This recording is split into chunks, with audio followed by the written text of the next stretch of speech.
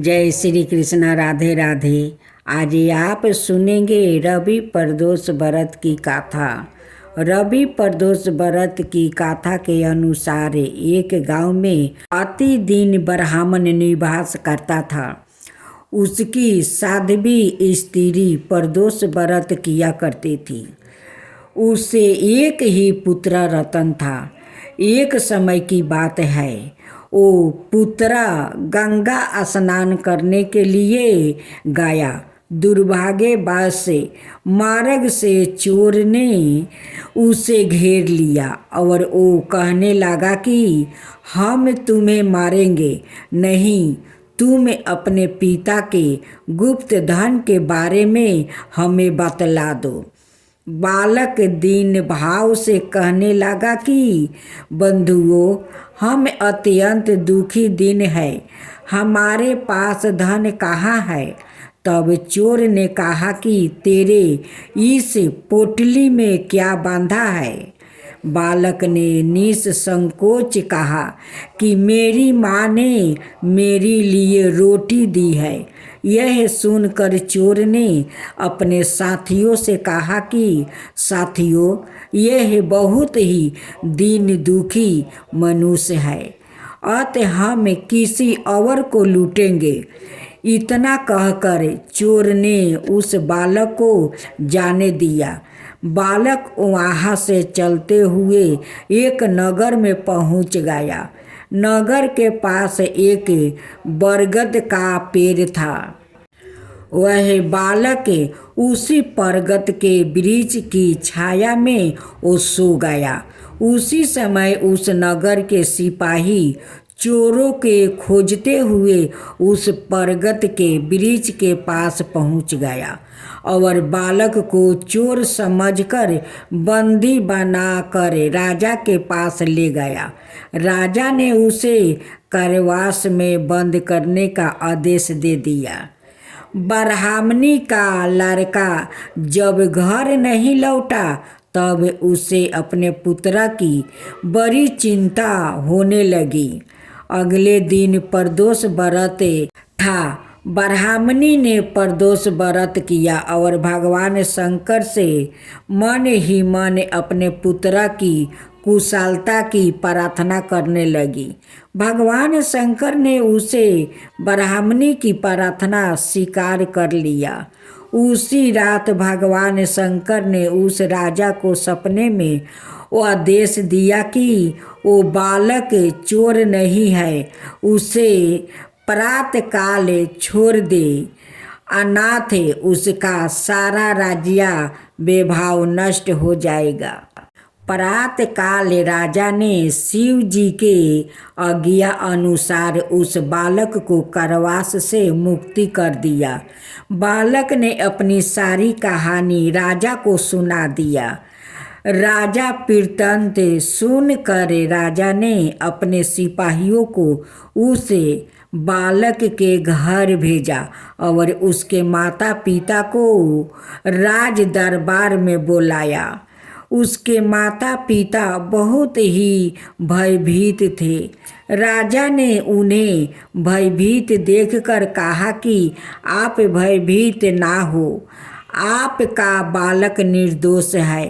राजा ने ब्राह्मण को 5 गांव दान में दिया, जिससे कि वो सुखपूर्वक अपना जीवन व्यतीत कर सके। भगवान शिव की कृपा से ब्राह्मण परिवार आनंद से रहने लगा। अत जो मनुष्य रवि प्रदोष व्रत करता है वो सुखपूर्वक और निरोगी होकर अपना पूर्ण जीवन व्यतीत करता है और उसके जीवन में खुशहाली आती है। तब बोलो शिव पार्वती की जय। सूर्य भगवान की कहानी। एक ब्राह्मण था, वो सूरज भगवान का भक्त था। नहाता धोआता कहानी कहता था, पर कमाता कुछ भी नहीं था। ब्राह्मण घर में रहता तो ब्राह्मणी बार बार कमाने के लिए वो परेशान करती। बाहर कहीं जाता तो अड़ोसी पड़ोसी भी उसे निकामा कहकर अपमानित करते। अत एक दिन वो नहा धोआ कर अपने पूजन की सामग्री लेकर वो जंगल में चला गया। वहाँ एक सूखे पीपल के पेड़ के नीचे वो बैठकर पूजा पाठ करने लगा और सूरज भगवान की गाथा कही। वहाँ पीपल के पास एक सूखा सा तालाब भी था। उसमें थोड़ा सा ही पानी था। उसी पानी से लोटा भर कर सूर्य भगवान को जल चढ़ाया करता था। पूजा का जल बहकर पीपर का वो जड़ के पास से बहकर तालाब में जाता। जल जाते ही सूखे पीपल हरा भरा हो गया। सूखा तालाब साफ पानी से भर गया। उस जल में सूर्य भगवान दिखाई देने लगा और कहने लगा, ब्राह्मण मांग तू क्या मांगता है। ब्राह्मण ने सुना तो यह घबरा गया। सोचने लगा कि पीपल में कोई भूत प्रेत रहता है। रोज जब वह पूजा करता तभी आवाज आती। सुन सुन कर वो चिंता के कारण वो दुबला होने लगा। ब्राह्मणी कभी कभी ब्राह्मण से मिलने जंगल आती थी। उसने ब्राह्मण से पूछा, आप दिन प्रतिदिन दुबले क्यों होते जा रहे हो। तब ब्राह्मण ने सारा हाल बताया।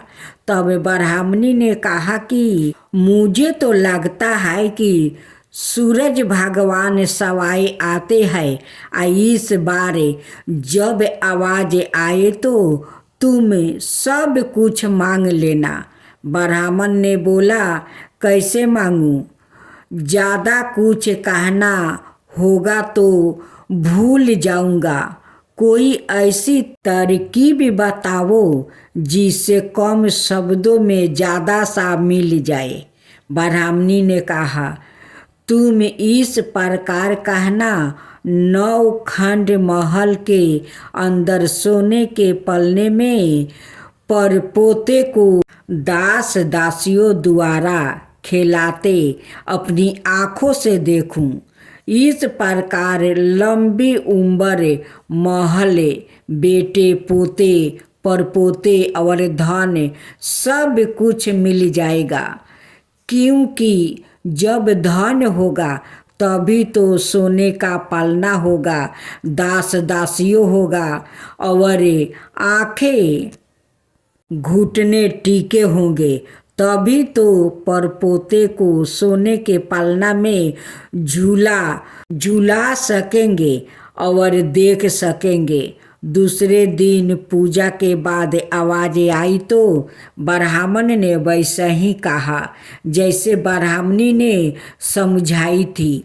सूरज भगवान ने कहा, दिखने में तो भोला लगता है पर एक ही बार में सब कुछ मांग लिया।